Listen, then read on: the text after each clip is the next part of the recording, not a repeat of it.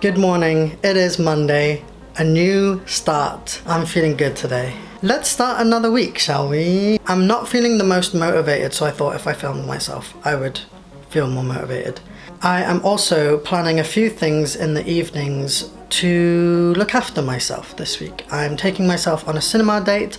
I'm going to a grieving club, which sounds really fun. I'm gonna be doing some just cutesy things in the evenings, and I thought I'd bring you along with me. I'm still on this mission to make my Conscious Euphoria business work before the end of the year, and this month I have not brought in as much as I need to, so this is an attempt at motivating myself to get shit done. Okay, let's go. This morning I have to respond to some emails, and I also need to add some call to actions to every post that I'm putting out on Instagram, which is twice a day, which feels like a lot, but needs must. I've noticed that I'm getting 2 million views per month on my Instagram, which is wild, but my sales aren't going up, so I need to have some call to actions on my posts to maybe just boost some of the engagement. I am uploading a Substack post tomorrow with EdFTM about sex work, so I need to finalize that. I also need to look at analytics, and I need to edit a sponsored video. Let's make coffee. Coffee. Hello, my angel. You are so beautiful.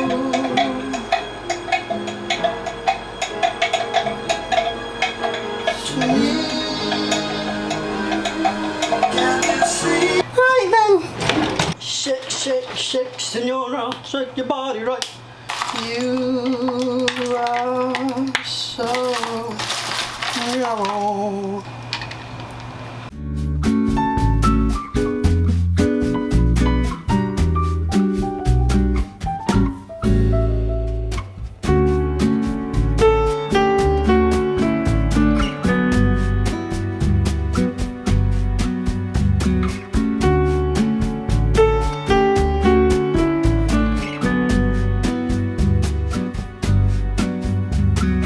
I got a new copy of my Body Like Mine book in the post this morning. This is from a new distributor, so it's slightly different, but I think it'll work out better for distribution, shipping costs, and production costs. Olive says it's really good and really educational. So basically it's just got loads of stories of trans bodies and lower bodies, full bodies, all the bodies, and all of their stories. I am already working on the next book. It will be essentially a catalogue of every surgery you can get as a trans person. Top surgery, bottom surgery, hysterectomies, facial feminization, facial masculinization. I don't think it's been done before, but I think my style works well if you're a little bit queasy. You want to know how surgeries work and what your body will go through, but you don't want to see gore and blood and things like that. Olive she's so jealous. Olive, stop, come here. So I'm going to get working on that because I've done everything else I need to do, which is great. I'm going to also be doing that on Kickstarter, so yeah, I need to get that page up and running. Taking myself on a little solo date tonight because I've been lacking in that department. I feel like I've been having nice catch-ups with my friends. I've been going on some cute dates, but I haven't really been prioritizing myself. And it was also really gross this morning, so I didn't go out to the gym. I figured since the cinema is near my gym, I will kill two birds with one stone. Not literally. Something that has been making me motivated to go to the gym is posting thirst traps on Blue Sky, and also wanting bigger titties. I posted on Blue Sky the other day that the pipeline for T-boys wanting an extremely flat chest to then having top surgery and wanting a really big beefy chest is so real, and that's where I'm at the moment. Also, my new favourite artist might be Chrissy on Spotify. Love Me in Chapters on repeat today. Very cute and ethereal, I think.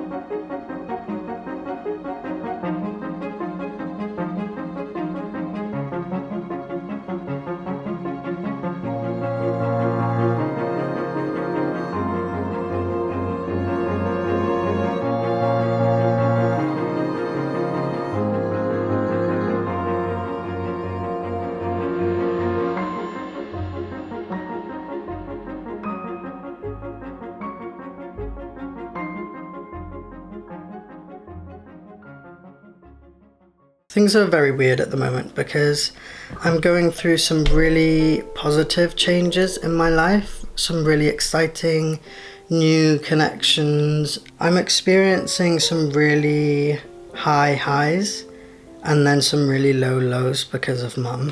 So I'm kind of like in a constant state of anxiety, and sometimes it's because of intense excitement and sometimes it's because of intense grief. Can you not? No. So it's just a really weird time to be here. Also, this cut is really annoying me. Life is weird, hey?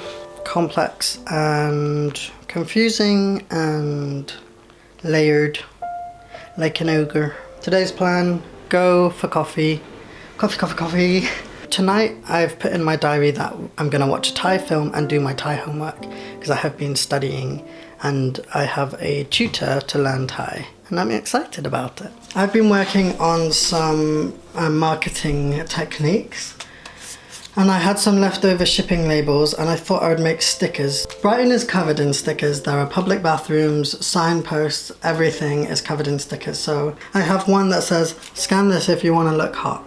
And it goes to my crop top that says trans joy is magic. I have one that says, scan this if you're transgender, hashtag spread the truth. And it goes to an Instagram post that says, you're hot. And I have this one that says, scan to find out how to give head to T-Dick, hashtag trans ally, which goes to my Substack post about how to give head to T-Dick. So the plan is, people see this out in public, they scan it when they're curious. And then, would you look at that, it goes to my article about how to give head to T-Dick. And don't worry, the T-Dick one is only going in adult spaces. I need to pack some orders because they're due today. Etsy and Shopify, let's go! I have 3 orders on Etsy and 6 on Shopify.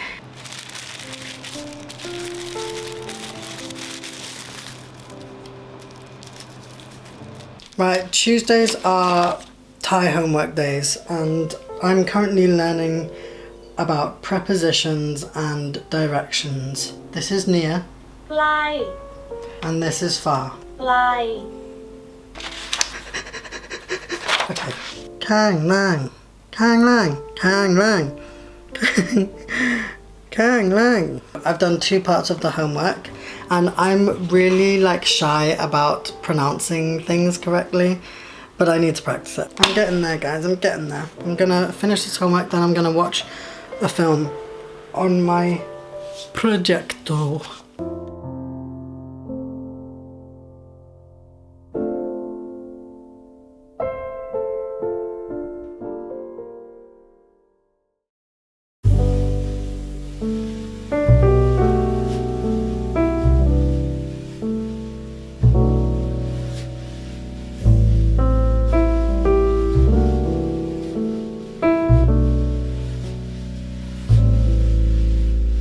Okay, so I'm going to a gentle grieving sewing session. Gentle sewing grieving club tonight. And I have no idea what to expect. I think it's just like a craft club, but everyone is sad that someone died. An inclusive and gentle hand sewing event with all materials provided. You don't need to talk about your grief.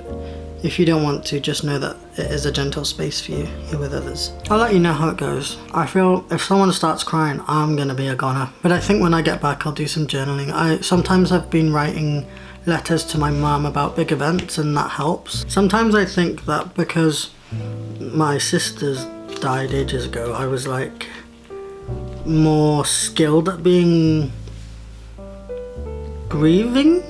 And I thought, oh, I've done this before, so having my mum die won't affect me as much because I'm a professional griever at this point. I don't think it works like that. I think when someone dies, you kind of start again. I was hoping that I was good at this, and it turns out I'm not. Why do I look so tan? I'm gonna go to this event and make some friends with other grieving people and come home and cry. And journal. สวัสดีครับสบายดีครับวันนี้ตื่นนอน 7 โมงเช้าตอนนี้8 โมงเช้า Wait I got this ดูหนังกับเพื่อนที่บ้านผมเมื่อวานผมทำงาน Good morning. It is Thursday. I had my Thai lesson this morning, which went really well. So I went to this gentle sewing for grieving people session yesterday. It's run by the Death Collective in Brighton, and it was really, really lovely. The person who runs it was just so, like, very... I feel like they were very effortlessly nice. I don't know how to describe it, but like I can see why she does what she does. There was a lot of feminine energy there, which I really liked and have been searching for since losing my mum. Yeah, it was just a really nice space, and I'll definitely go again if there's another one. There was no sitting around in a circle and saying, hi, my name's Ocean and my mum just died. It was more like, introduce yourself, say your pronouns, whatever you want to say, but there's no pressure to talk about the grief. And then I didn't mention any grief until it came up in conversation with someone else, and then I was like, oh, me too. And I made this little thing. It started out as being a sewing without looking thing. There's a sort of metaphor for grief where grief is a big ball in a box. Every time the ball hits a wall is when you feel like that intense grief, but because the box gets bigger over time, the ball hits the sides less often. So I wanted to make a ball out of like no looking at my sewing, but I looked a little bit. With the center being like very raw and intense, and that's where the feeling is, and then it gradually goes outwards, and then I want to do white on the edge. But it really got me thinking about wanting to have more purpose in life, and I feel like the art I do has purpose in its own ways, but I also feel like I want to do something around grief. I'm the sort of person that doesn't feel like life is worth it unless I have a purpose that is helpful. One thing that really helped me after Mum died was choosing to go and see her at the funeral home. And this was probably 4 weeks after she had died. This might be graphic, so just a trigger warning that I'm going to be talking about, like seeing a dead body. I went into the funeral home and had no idea what to expect, but I don't know what his like job title was, but the guy we were in contact with talked us through what to expect. So we knew she would be in a room on her own in a coffin that was open, and she had like been dressed in a gown, and they said that she looks a little bit jaundiced because she had pancreatic cancer, so her skin was really yellow. I saw her seconds after she had died. Maybe she was still conscious, I don't know, but I got to the hospital like in that moment, and it wasn't what I thought it would be. When I saw my sister die, she just looked like she was asleep, but with my mum it was a little more traumatizing. Her eyes were open, her mouth was open, and it didn't look very peaceful. I also felt kind of rushed out of the hospital when it happened. Found it really hard to walk away from her because she was just alone in the hospital room. I didn't want to leave her. So I was debating whether or not I should go and see her at the funeral home. I didn't know if it would make things worse or easier. And they had done some makeup to her to make her look less jaundiced. And I went into the room and it was really calming, and there was like soft lighting, and I just sat with her for like 30-40 minutes. Obviously it was really hard to see my mum like that, but it was also really helpful, and I just stroked her hair and tried to hold her hand. But I'm so glad I did that. And her eyes were closed, her mouth was closed, I think, and she kind of just looked like she was asleep, but also I knew that she wasn't, you know. But I came away from that thinking like, this will make an everlasting difference to my life. I felt almost like inspired, and like I wanted to be a part of the process for other people. And I spoke to the guy there. I think he might have been like a funeral director, And he was like, I feel like you'd be great for a job like this because you are a really calm person to be around. So if you ever want a job here, just let us know. That was up north and I'm in Brighton. And after the group last night, I was thinking like, I feel like I would find a lot of purpose in working with grieving people or with the dead. So I've woken up today being like, maybe I will have a look at some jobs in funeral homes and see what's about. But yeah, I came home last night and was doing okay, and then as soon as I got home, I just started subbing. But yeah, that's my morning. How are you? I've just posted my Substack for the night, but my friend's coming over, so I need to tidy. Let's do it.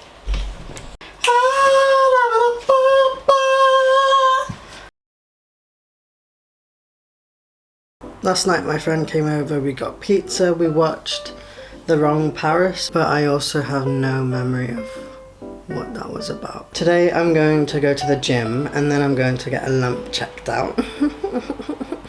And then I'm going on a walk in the woods with my friend. And then I am seeing someone. So breakfast first, then gym? I think so. Today has not gone to plan. I went to the gym and then went to the sexual health clinic, and I was talking to this doctor nurse about like my sexual history. There was a student there too. The doctor wanted to do an internal examination and I thought she was really nice, and then she was like, is it okay if I get my colleague to do it because she's got more experience with surgically made vaginas? At first I was like, oh, is this because I've had a stage of metoidioplasty? But then I was like, just to like clarify, I was born with mine. And she was like, oh, so you're AFAB. Why would you assume that and not ask? And yeah, I don't know. She was asking all the other questions, so why not ask? I felt really vulnerable anyway. And then they did an internal examination and the swab was really painful. And I'm usually fine with doing my own swabs. I thought it was gonna be a little bit painful going in, but then it just kept being painful and I kept like squirming and like, oh, I don't know what's happening, why is that so painful? And she was like, are you okay? And I was just like, yeah, I'll just deal with it. But it was a really like sharp pain, and maybe it's because of atrophy and I don't know, but that was just really painful. I had plans with friends, but I just came out of that wanting to cry, so I got an Uber home and got into bed. I don't know, I just feel very fragile. I'm gonna have a nap.